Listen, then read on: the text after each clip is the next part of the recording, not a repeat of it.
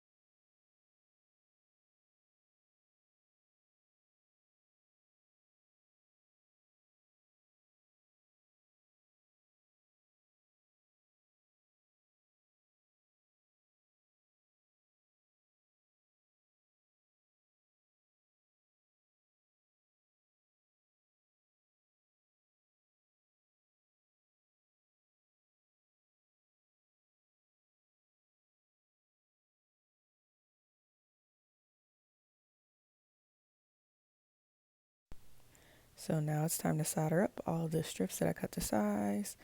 I always start from the end just because I plug up the power cord first, and then that way I can use the dimmer remote and turn it on and turn it off, and just make sure I keep checking my lights as they go to make sure they're connected. Um, I found that that's just what works for me. So, I mean, do what you want. Sometimes I lay a bunch of the solder down and then I connect the wires. And then sometimes I solder and wire as I go. So you'll see me like start off adding a bunch of soldering points where I know I'm going to put the wires. But then I guess I just decided to solder and wire as I went.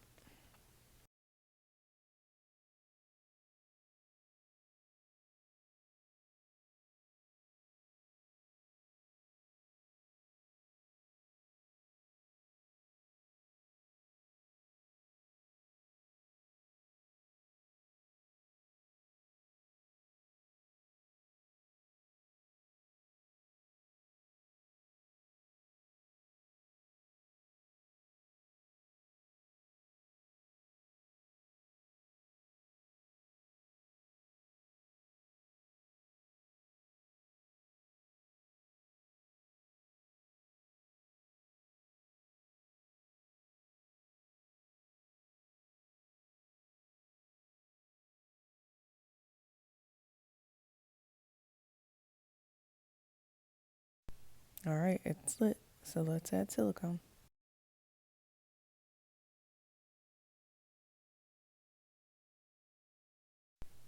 So I've got my cap cutter that's rounded, and then the 90-degree angle is obviously the angle cutter.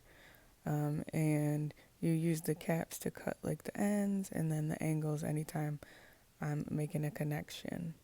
I really like this type of neon LED sign over the traditional like one where the lights are embedded in the silicone, because with this, like, if I don't have to use glue, number one, because there's adhesive strips on the bottom and it's cut with a groove, so the silicone just fits in on top.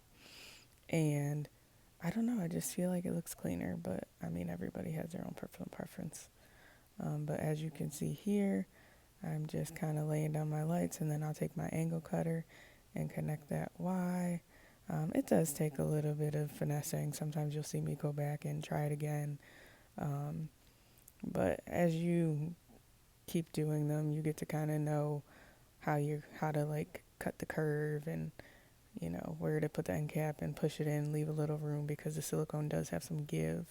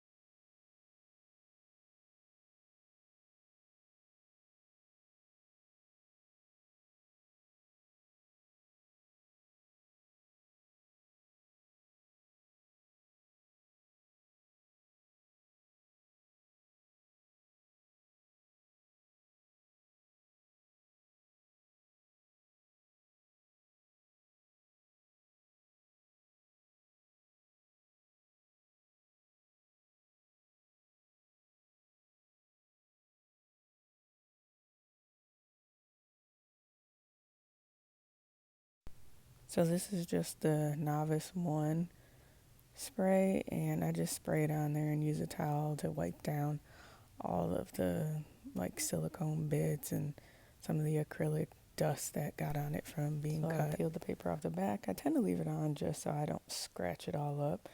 Acrylic scratch is so easy, and to be honest, they have the spray that like is supposed to fix the scratches, but I don't think it works. But that's that. She's all done. I'll take a few pictures, wrap her up real nice, and then send her on her way.